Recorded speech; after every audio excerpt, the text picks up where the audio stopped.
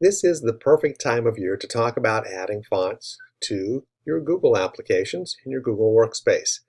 I'm going to do that inside a Google Doc here, but I want to be clear that the exact same process works whether you're in Google Docs, Google Sheets, or Google Slides. And once you add a font, it will be available in all of those applications.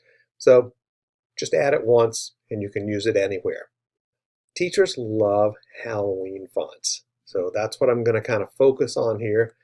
But you could do this with any kind of font. And I just want to click into this document here where I've already got a couple of sort of Halloween related fonts. Jolly Lodger, which just sort of gives a feeling of a Halloween kind of font that teachers like when they don't want to go too scary or too creepy. Eater, which looks a little bit more on the creepy side. And then we're going to add another one. So let's show you how you do that. You come up to your font menu here, and instead of choosing a font, you click More Fonts right at the top, and it brings up this window. Now let's take a look at what's in this window. First, on the right-hand side, you will see all of your current fonts. These are installed for you to use in your Google Workspace. The X out there to the side means if it's a font that you don't use very often, or a font that you just don't like anymore, you can just hit the X, it will uninstall it, it's out of your way. Now, I know the name of the font I'm going to look for, but first let me show you how you could just browse if you weren't sure about things. One, where it says Show All Fonts.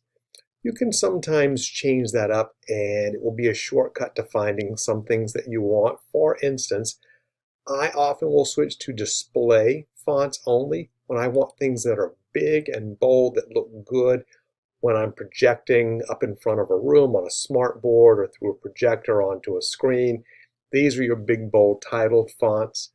I can also go for a handwriting font when I need that look, but most of the time I'll leave it on all fonts just so I can see everything that's there. And right now it's being sorted by the fonts that are the most popular, but you can also sort in other ways. Sometimes I will come down and click on trending just to see what other teachers and other users are doing. Sometimes I will find some interesting fonts there that I want to use as well.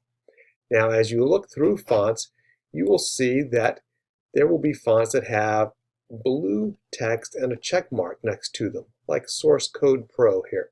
That simply means that's a font you've already got installed. So you don't have to install it again. You can skip over that and keep looking at other things that you might be interested in. Well, today we know we're going to look for Creepster. And as soon as I start typing, it will find it for me. To add it to my fonts, all I have to do is click it. And now it's in my font menu.